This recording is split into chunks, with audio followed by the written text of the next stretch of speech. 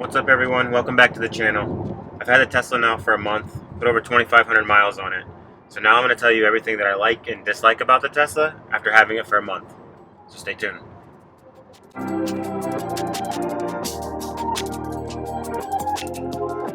Alright, so I filmed this thing 3 times. The last 2, I screwed up. So, sorry for the weird lighting, but I really want to get this video out to you guys. And my light's already fallen. This is going to be a shit show. Hang on. Alright, I think I got the lighting thing figured out. There's going to be weird shadows in this video. I'm sorry. It is what it is. I want to make sure I'm getting content out to you guys.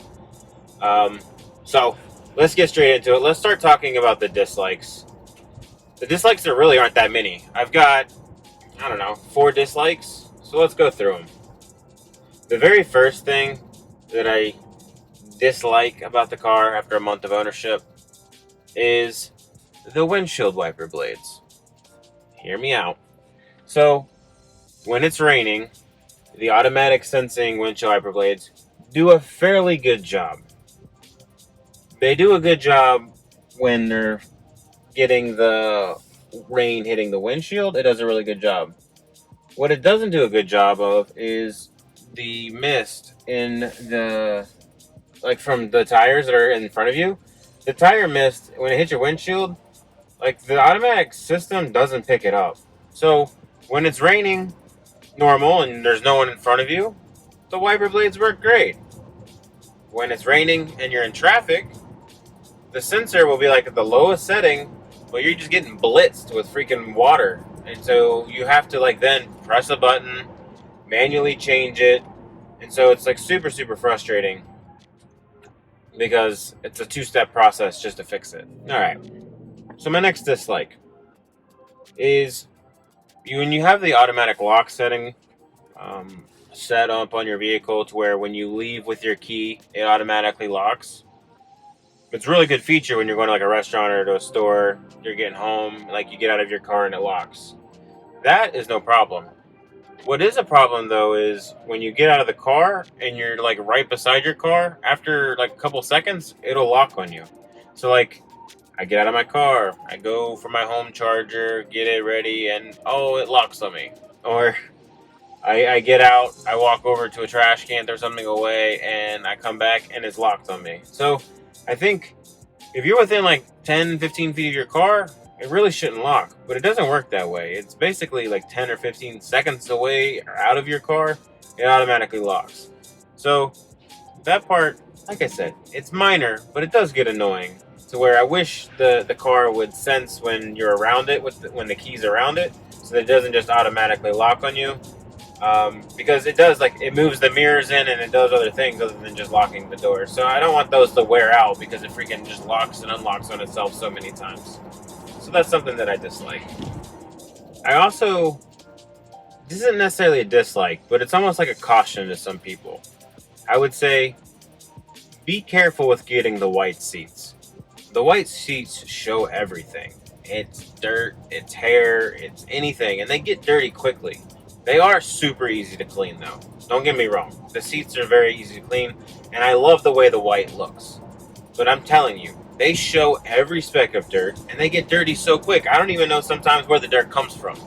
Like, I'll clean it, and then 2 days later, there's like a dirt stain on my seats, and I'm like, where the hell did that even come from? So, if you're not into cleaning your seats all the time like I am, maybe you should get the black. Because I'm telling you, every 2 or 3 days, you're going to have to clean your seats. So, for me, it's a hassle, but I definitely would say if you're okay and you plan on cleaning your car a lot like I clean mine, definitely go ahead, get the white seats, but just know you're going to be cleaning those suckers a lot. But they are beautiful, aren't they? Alright, I've moved the light again, so bear with me. My final dislike for the car is the one that I think is going to be a little controversial. And I want to start this off by saying I love this car. There's one thing though, let me just give you an example. So Tesla tells you to charge your battery to 90%. So great, charge the battery to 90%. That gives me in this car 280 miles of range. So 280 miles. when I go to work, it's 49 miles away. 49 minus 280 is, I'm no math genius, but that's about 231 is what I should end up with. Now, give or take, there's going to be stops and goes, and so that's going to make it go down. Totally aware of that. But it makes it go down 22 more miles in the Tesla. And so when I do the math, when I go there and back, if I was in a gas-powered vehicle, I would have to fill up twice. I've had a 4-cylinder that I drove to work before. In the 4-cylinder, I had to fill up every 3 days, where in this, I would have to fill up every 2 days. So definitely know that the range that you get in an EV is not, as of now, is not as similar to a gas-powered vehicle. In most of my cars, if it said I had 280 miles to like E or run out of fuel, it was fairly close to that. It wasn't off by 10-15% like it is in my EV. So I think that's one thing that I dislike, because I can't really like bank on how many miles it says I have of range left, because it's not as similar to how many miles I had in a gas-powered vehicle. And I plan on making a video to show this and explain when I compare an SUV versus the Tesla, going back and forth to work, and what it's showing my ranges when I leave and when I get there. I plan on showing it out and showing a little bit more evidence to the fact, but I definitely think the range, you can't count on it as well in an EV than you can in a gas-powered vehicle. Hope I'm making sense. But like I said, there'll be another video that explains that better, but that's something that I dislike about the car. Alright, so that's it for the dislikes. So let's get on to the likes. Why do I like my Tesla after 1 month? Well, the first and the best thing about this car is the regenerative braking. I'm telling you, the first couple days I thought I was going to hate it. I literally was like, why does this car brake every time I let off of the accelerator? I was like, to me, it was like, this is so weird. Really, when you go from a gas-powered vehicle to that, like that is one of the things that takes the most getting used to. Second would be the speedometer to your right, not in front of you. But I'm actually really used to the speedometer now. You get used to that quickly. The regenerative braking, though, it makes you a lazy driver. But it's a hell of a lot of fun. It's basically a game and see, like, do I hit the brakes at all during my drive? Like, all the time I'll be going down the highway, let off the accelerator, never press my brake. I'll get off an exit ramp, just let go of the accelerator. It's braking for me as I get off. Like, I come up to a stoplight or stop sign, I know where it's at. You time it, and it's like a really cool game to yourself to see if you have to use the brakes. So regenerative braking is a lot of fun, and it's actually super nice to have. The fact that you never really have to use the brakes, you never have to hold the brake down when you're at a stoplight. Like, it's just so much fun having the regenerative braking that it's something that I never thought I would enjoy, but I highly enjoy it. The second thing that I like is really the software updates. When you buy a regular normal car, the features and stuff that it has on it, you're basically stuck with that the rest of the time you have the vehicle. Yeah, you can buy accessories and things to, spruce up your vehicle, but that's extra money you're paying. With the software update from Tesla, I'm sleeping at night. Tesla's sending some updates to my car. I wake up and I got new stuff. I'm sure you guys have seen the light show. Really cool feature. There's an update that I have tonight going at 2:50 in the morning. Not sure what's on that update, but it's really cool where they add, new features, new things, and they fix the car, make it better. I've even heard in the past where they've added extra horsepower. Like, it's really, really cool to see that you have a car that can actually update and change on you and make it better in the life of the vehicle. So really, really cool to have something that is definitely a like. Another thing that I like about the car is the premium connectivity. Yes, it's $10 a month, but I think that $10 a month really is worth it. I mean, it gives you access to the arcade and the theater and the really cool streaming. Like, I literally can type whatever song I want, and it's going to pull it up and play it. That's really cool. Yeah, you can get Spotify and Amazon Music and all that stuff, which I have, but the premium connectivity is just really, really nice to have all in one place.